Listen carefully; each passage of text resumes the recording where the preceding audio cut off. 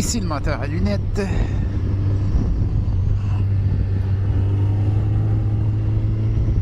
Au guidon du Hayabusa. En location. On comprendra que des youtubeurs n'ont pas tous la même cote, n'ont pas tous le même statut. Certains youtubeurs se font prêter des motos par des abonnés, par des concessionnaires et même par des manufacturiers. Mais moi, ça va être location, plein prix.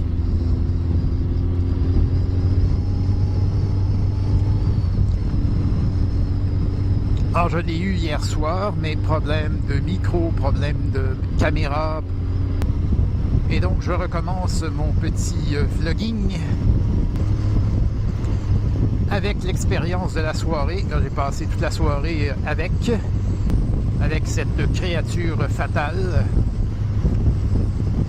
Enfin, façon de parler. Ce fut un tête-à-tête des plus agréables.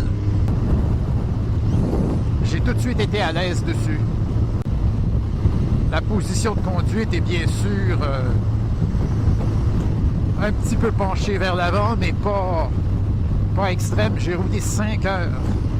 Non, pas 5 heures. Attention. Pas 4 heures. 4 heures, à peu près 4 heures. Sans aucun problème. Les genoux sont certes pliés, mais ça ne m'a pas dérangé. Étrangement, j'ai même pas eu mal au cul.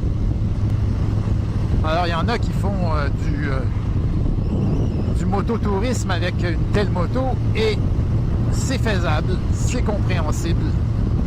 Elle s'est avérée super agréable à piloter avec des accélérations bien grasses. Alors, point de vue du spec, on parle de 194 chevaux,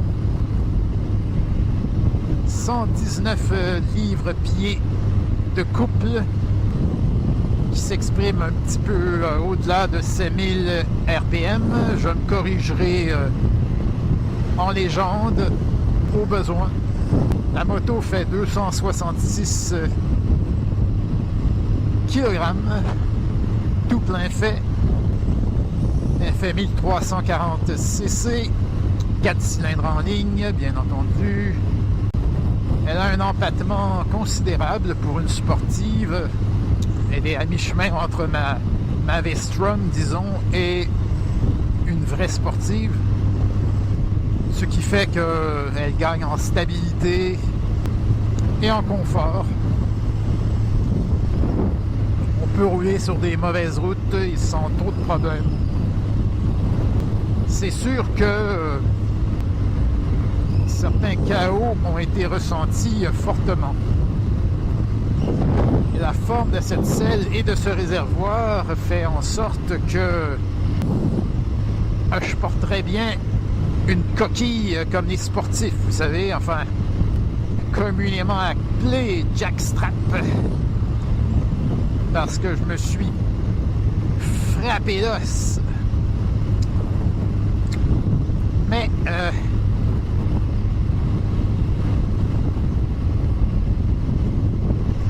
les petites essentielles, par miracle, étaient sur le côté. Je dis petite, hein, bon. Façon de parler. Façon. Là, il y a 3 modes de pilotage. J'assume, et ça semble être le cas, que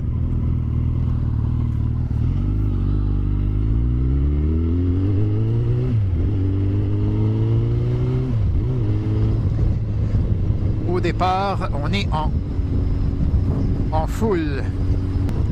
Parce qu'il n'y a rien d'écrit. Mais autrement, il y a A, B, C.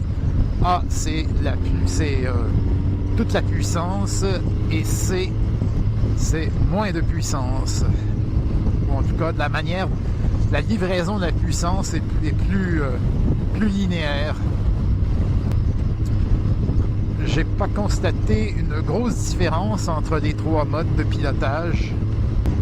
Alors que, par exemple, sur une moto comme la Yamaha FZ09, eh ben, il y avait une énorme différence. J'ai l'impression qu'en accélération, des motos comme la Z1000 et la Yamaha sont peut-être plus impressionnantes encore. Car ça, c'est une moto de vitesse de pointe. Son poids vient mitiger sa puissance, si on veut dire, ou si on peut dire, ou en tout cas, ça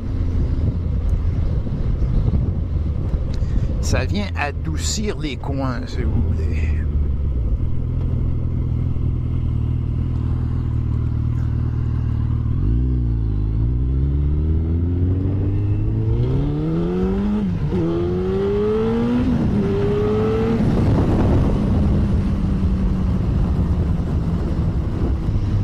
Pour ce qui est de la véracité de mon affirmation, je suis pas trop sûr. Parce que là, cette accélération, elle m'a quand même bien impressionné. C'est difficile de se souvenir, ça fait longtemps, ça fait 1 an pour la Z1000. Mais je crois que oui, l'accélération de ces roadsters est ressentie comme plus vive encore. Par rapport aux vraies sportives, c'est qu'elle offre plus de couple. Elle n'est jamais creuse. Je crois qu'on peut dire que la Hayabusa est plus facile à gérer en accélération que la Z1000. La Z1000, j'avais complètement raté mon 0-100. Donc, ça fait de cette moto quelque chose de vraiment exquis. Tu l'as, la puissance. J'ai fait quelques petits dépassements. C'est juste du plaisir. Si elle est plus facile à gérer en accélération, c'est pas le cas en courbe. Quoique, c'est quand même pas si mal. Il n'y a pas beaucoup de freins moteurs en descente, elle prend de la vitesse.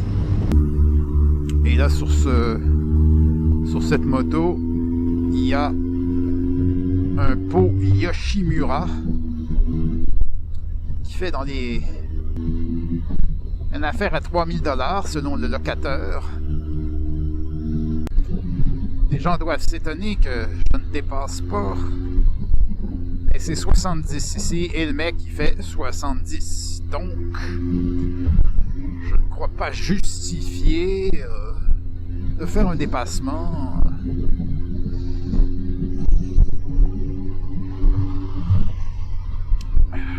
Mais tout le monde n'est pas d'accord. Ouais, sauf que là, il exagère un peu.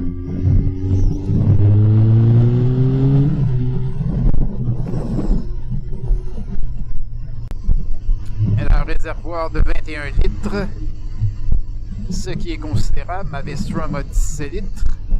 Ça lui donne une autonomie de 300 km, ce qui est appréciable. Ma V-Strom avec 17 litres, elle fait 370 km. Alors le freinage ne m'épate pas. Alors que sur la Z1000, il m'avait épaté. Je me suis retenu de me procurer la Z1000. Question de valeur, je dirais. Car moteur à lunettes a ce petit côté moralisateur. Toutes ces questions d'écologie me préoccupent. Alors je me dis, c'est beaucoup... ça relève de la société de consommation. Une moto consomme beaucoup de ressources. Mais c'est une passion. Ici, je dois reconnaître avoir une attitude assez critiquable et déplorable. envers les automobilistes. Lorsque je vois une voiture sport, je me dis toujours quel monument à l'inutile, à la vanité et à l'inconscience. La planète n'est-elle pas en train de crever? Mais moi, j'ai cette passion pour les motos. Et quand je vois une Hayabusa, ben, je dis ouais, excellent, une Hayabusa, youpi! Mais si on a le droit à sa passion à moto, pourquoi pas la même passion, mais pour les voitures? Moi, ces lignes, elles me plaisent beaucoup.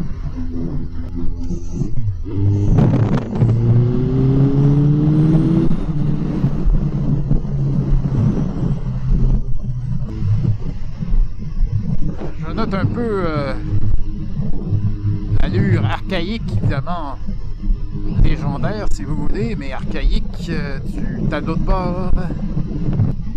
Donc l'indicateur de rapport engagé, l'horloge,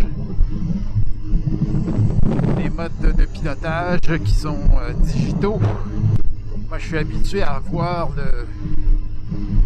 la vitesse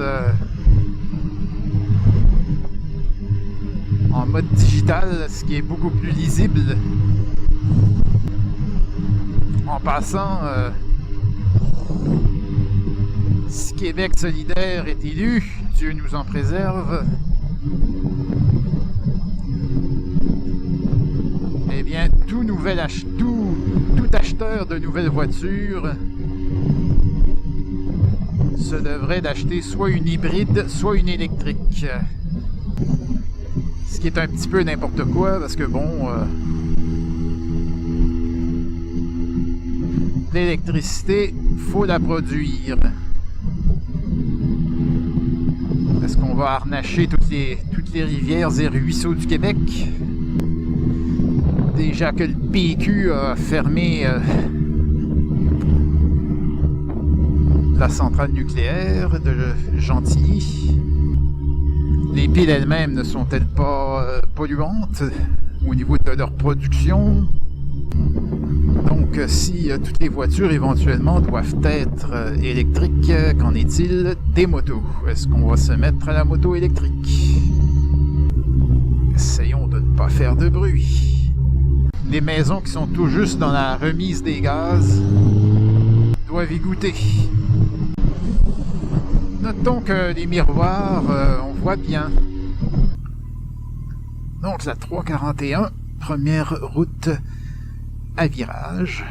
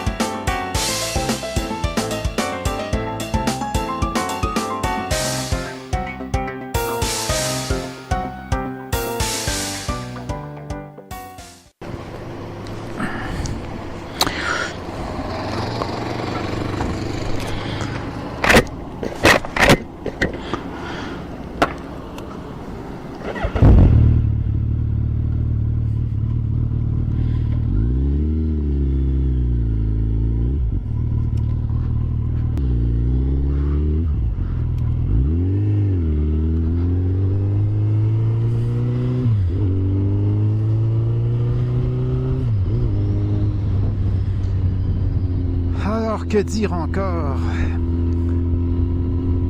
C'est une merveille. Serait-il raisonnable d'en faire une moto de tourisme? Ainsi, adieu la Vestrom. Le seul avantage de la Vestrom serait qu'elle peut aussi faire des chemins de gravier, ce que j'oserais jamais faire avec cette magnifique moto. Mais bon, n'exagérons pas non plus. Je pense bien qu'on peut dire que la Vestrom est sûrement moins éreintante pour des longues distances.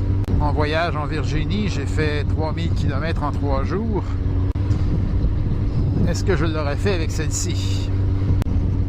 Si les routes étaient dépourvues de limitation de vitesse, la question ne se poserait pas. C'est sûr, il y a le problème des bagages, mais ça peut toujours s'arranger, quoique avec un peu de difficulté. Mais il y a le coût d'entretien. Là, il faut s'informer. Je pose la question, Z1000 ou celle-ci? Je pense que ce serait celle-ci. Elle est plus confortable, elle est plus facile à gérer en accélération. Elle a pratiquement le confort d'une touring.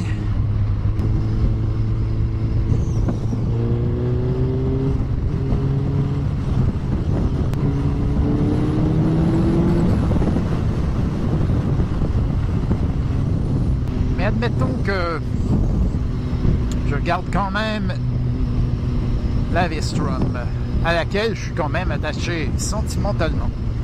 Sans doute ma passion de la moto justifierait quand même d'avoir également une Hayabusa. Il y a toujours à découvrir. Moi et mon petit côté analytique, j'aurais jamais considéré que la Hayabusa serait une moto envisageable pour le voyage et les longs trajets.